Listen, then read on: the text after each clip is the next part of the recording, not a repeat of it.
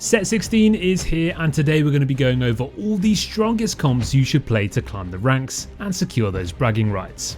As well as those best S tier comps, we'll also take a look at plenty of A and B tier options too. But let us know in the comments below what you've been playing the most so far.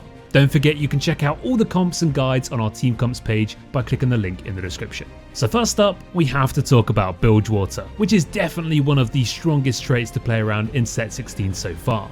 We currently have a bunch of different comps that use the trait. One is our vertical 7 Bilgewater comp called Unbench the Kench. One is our Bloody Barrels reroll comp that also brings in Draven, but by far the strongest variation is our Fast 9 Fleets comp, where you play around Bilgewater throughout the earlier mid game to generate extra golden items, allowing you to hit an insanely powerful level 9 board with many more resources than anyone else. It also uses one of the best legendary units in the game in Lucian and Senna as one of your main late game carries. So preferably with this one you'll play around a Bilgewater opener so you can start collecting silver serpents as soon as possible, and you'll want to win streak and play aggressively to save health, but more importantly farm more serpents. You don't really want to use your serpents on 1 or 2 cost units and wasted stats. And a cheeky tip is you can toggle in 5 or 7 Bilgewater on your board every time you use the shop, so you'll see more Nautiluses and items. Then you can go back to 3 or 5 during fights.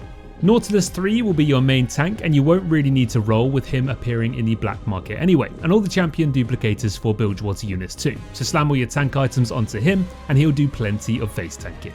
Misfortune is going to be your secondary carry, and you definitely want to slam those black market items on her. Lucian and Senna is going to be where most of your damage comes from though, so play with Infinity Edge and then Last Whisper and Red Buff for Sunder and Anti-Heal, as they spread it across the whole board really quickly and easily. Then once you have spent 500 silver serpents you can unlock Tarm, so slam a BT and Protector's Vow to make him a chomping beast, and don't forget to feed him a unit every round. Once you're level 9 with all your 4 and 5 costs upgraded with the extra items and resources, you're going to be more than prepared to steamroll the lobby. Next up we have our Arcanine comp, which is a Fast 9 comp again that focuses around the Arcanist trait. The main carries in this one are Annie, Swain and Sylas, with the help of Tibbers of course.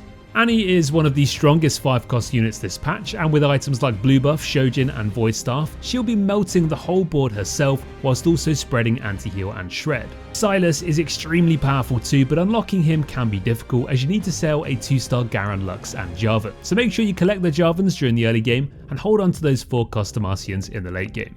Lastly, Swain or Tibbers can serve as your main tank, so throw any tank items onto those, whichever one you upgrade first. Look out for econ augments to make this comp work, like Level Up, Invested, and even encounters like Gold Sub and Scuttle Puddle, which can really help you getting to level 9 sooner. The damage from all 6 Arcanists is insane, and then you have a massive frontline with other units like Taric and Shyvana to help you stall time for Annie to cast and delete the whole board, slowly but surely.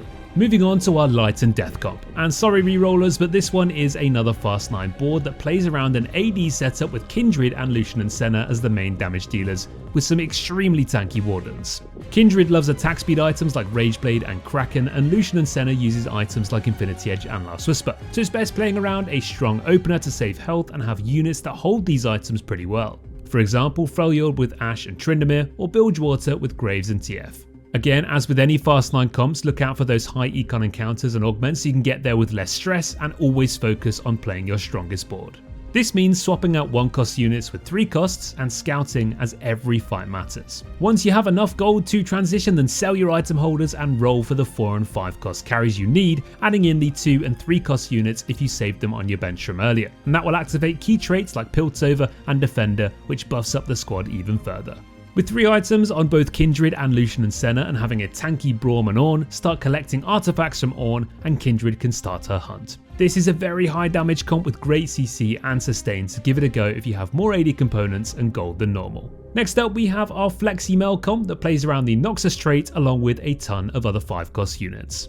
Mel is going to be our main carry of course in this one, and with mana items like Adaptive Helm, if you can get her early enough with enough stacks she can actually farm you a Radiant item, making you even stronger. Again, we're going to use Lucian and Senna as our AD carry, and you'll see that in a lot of the top comps so far this patch. Swain will be your main tank, and then leftover items could go onto Shyvana or Fiddlesticks. But what makes this comp so good are the traits itself. First up, you've got Shyvana's Dragonborn that makes allies take less damage, Defender gives whole team resistances, Piltover unlocks an invention that buffs up your team or hurts your enemy, Soulbound from the duo either gives damage amp or damage reduction depending on who's currently on the board, and then Arcanist gives the whole squad AP. So it's a whole team effort in this comp, but with your main carries upgraded with 3 items, you'll be super strong and probably be fighting for first place. Then we have our Jurassic Guns comp that plays around the big T-Hex with a 4 Gunslinger 4 Warden setup, which literally melts entire boards. As Bilgewater is pretty OP this patch, we recommend playing around it during the early and mid game whilst using the black market to look out for items, but also Nautilus 3 and Graves 3. Graves 3 is actually really nice in this comp as we can use the T-Hex to absorb his stats, making it have more HP and bonus stats based on Graves' start level. The items in the black market shop allow Misfortune to have 3 nice juicy items in the late game, as well as Lucian and Senna making yet another appearance. So play aggressively around a Piltover and Bilgewater board throughout the early and mid game, and get ready to bring in the T-Hex to absolutely decimate through your enemies. Next we have our Brock and Roll comp, which is an incredibly powerful comp that plays around Ixtal during the early and mid game, doing those quests to eventually unlock Brock. This one is very difficult to force because you need the perfect Ixtal opener to get those 500 sun shards. So if you don't activate Ixtal during early stage 2, it might not be worth it. A tip for playing this comp is don't pre-level or pump experience until you're 50 gold, as many quests require you to spend gold on experience. So for example, if you get offered a spend 48 XP quest, you can do it in 1 turn. Once you've got your 500 shards and get your Brock online, you'll also end up getting extra loot from Ixtal. You'll get gold, duplicators, or even items making you extremely strong. So in the late game, play around Freljord and Invokers with Bruisers and Wardens. Brock can take AD items like BT, Sterax and Deathblade, while Zilean or Lissandra can take your AP ones. And then tank items can go onto Braum or Ornn. So if you do have a 3 Ixtal opener, then give it a go. Get those quests done, get augments like Titanic Titan or Recon augments to help you out, and get ready to Brock and roll. Next we have a perfect synergies comp that plays around RYZE and Yunara with a bunch of different traits and units. Now this comp can be played from any strong early game board, however we'd recommend leaning towards traits to help you unlock Kennen and Kabuko like Ionia, Yordle or even Bruisers. You need level 9 to unlock RYZE, but as most other units are 4 costs and below, you can roll on 4-2 or 4-3 to upgrade your board, as Wukong, Yunara and Lissandra all 2-starred should help you win streak and get to level 9 with a good amount of HP. RYZE will take AP items, Yunara takes anything AD or attack speed, and Wukong or Tara can take your defensive items. This comp is solid without specific augments, but the gold and prismatic bronze for life augments really bring it to life and make it one of the best comps in the game. For more tips and tricks on RYZE, you can check out our Ultimate RYZE video guide on our YouTube channel. Finally, in the S tier we have our Unleash the Void comp, which plays around all of the Void units, with Kai'Sa and Baron being our main damage carries and Rift Herald being the main tank. Now this comp has an extremely high ceiling, but it has a few very specific conditions you need to meet. You need to be level 10 to unlock Baron Nashor and have 7 Void on your board. So look out for econ augments like Level Up or Win Out, and high economy augments like Gold Subscription or Scuttle Puddle.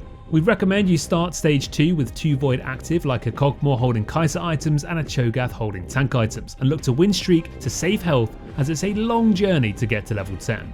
Playing it from the start also allows you to get Rift Herald during stage 3, as you can't get him until you've had 8 player combats with Void on your board. Baron Nashor loves items like BT, Sterax and Titan, so it can't get CC'd, whilst Kai'Sa can be built with AD or AP, making her extremely flexible. Rift Herald can take most tank items too. Playing around 6 Baron can farm you top 4 spots, but will be hard to chase first place with. But if you have enough money to get to level 10 and get that Baron 2-starred, not many other boards will be able to beat you. Let's have a look at some A tier comps next then, and first up we have our Shadow Spears comp, which plays around Shadow Isle units with Kalista, Thresh and Ornn as your carries. You can look to play this comp if you have a 2-star Viego early and get 2 items on him as quickly as possible to unlock Yorick and start collecting souls. Then you can unlock Gwen, Kalista and Thresh in due course, as these need a certain amount of souls to unlock them. Then you can push levels, bring in a 2-star Kalista and Thresh alongside other strong units like Ornn and Fiddlesticks, and you'll have a very strong Shadow Isles and Warden setup that not many other boards can beat. Another great A tier option is our Freeze Time comp, which plays around the Freljord and Invoker traits with Zilean, Lissandra and Volibear as your damage carries and Braum as your tank. This one is a fantastic option if you have a strong early game Freljord board, as the transition from early to late is very smooth. Just make sure you get a few tank items so you can easily unlock Volibear at level 8. If you get a strong early Slayer board with AD and melee components to build BT and Hand of Justice, then this Dive Duo comp is definitely one of the best late game boards to consider. The final board is extremely powerful and utilizes a ton of super strong and expensive units to flesh out your comp, whilst your Aatrox and Bel'Veth annihilate everything in sight. Yunara is also performing really well too, so it makes our Path of Ionia comp a solid choice too. You can get Ionia in as early as 2-1 and play around this trait throughout the whole game, and it's best played with paths that give experience or gold, allowing you to get level 8 faster to get your upgrades like Wukong, Yunara and Sett. Throw your attack speed and AD onto Yunara, tank items on Wukong, and an AP crit setup on the go with Sett.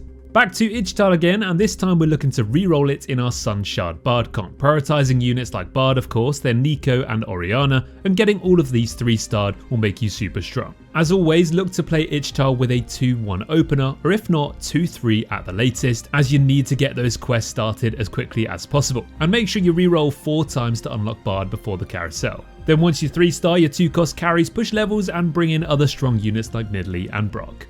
Lastly, for the A tier, we have our vertical DEMACIA comp. So look to play around DEMACIA early on and play to win streak, especially if you have augments like DEMACIA Forever, so you can scale really hard into the later stages. Slam AP items onto Lux, tank items onto Garen, and any leftover AD and attack speed onto Vayne. Once level 9, if you have a ton of money and extra copies of Jarvan, Lux and Garen, you can sell all 3 to actually unlock Sylas and 2-star him too to really push for first place. Let's have a quick look at some B tier options too, and Bruiser Bard Phelios is a really fun one to go for. All you gotta do here is reroll Bard, Aphelios and Scion at level 6 and then push levels for 6 Bruiser once all 3 are 3-starred. You need to commit to this one early game as you can only unlock Bard before the carousel, and Scion scales with permanent health every takedown. Frostwolf is another decent comp to play from the right spots and can actually pop off if you have the gold or prismatic bronze for life augments.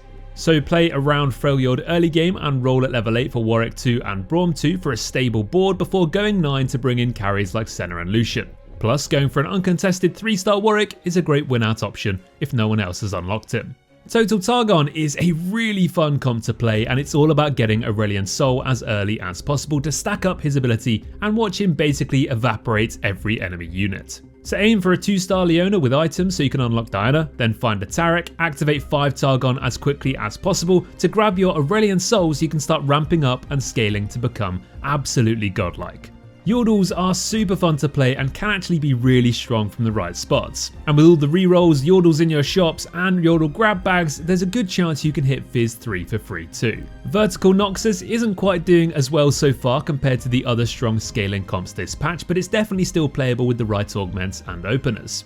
You should especially look towards this comp if getting 2 Noxus emblems is on the table, because when you get to 10 Noxus at level 10, it's absolutely free LP. Then finally for our B tier we have our Ashe and Tryndamere reroll comp called White Wedding. Now this comp is a bit on the weaker side at the moment, but it definitely can be a solid option from the right spots, as these are scaling units with Tryndamere gaining permanent AD and Ashe firing bonus arrows. Last but not least, hero augments. Now there's only a few in this set, but Viego's hero augment we have in S tier, as the Shadow Isles comp is already good, but this makes it even better. Leap of Faith Alawi is right below it, and you can opt to play this into the Bruiser Bard setup or the Bilgewater Comps, so both solid options for her. Lastly, Artillery Barrage Rumble and Trials of Zehen Xin Zhao are both pretty weak right now, and we'd probably suggest avoid picking these unless you have an absolute ton of the units during the opening PvE rounds, and if you have good items to slam as early as 2-1. Well, there you go guys, that wraps up our first tier list of Set 16 in patch 16.1. We hope you're all enjoying it as much as we are, and don't forget to check out the full Team Comps tier list over on our website. Thanks for watching guys, have fun, good luck, and as always, take care.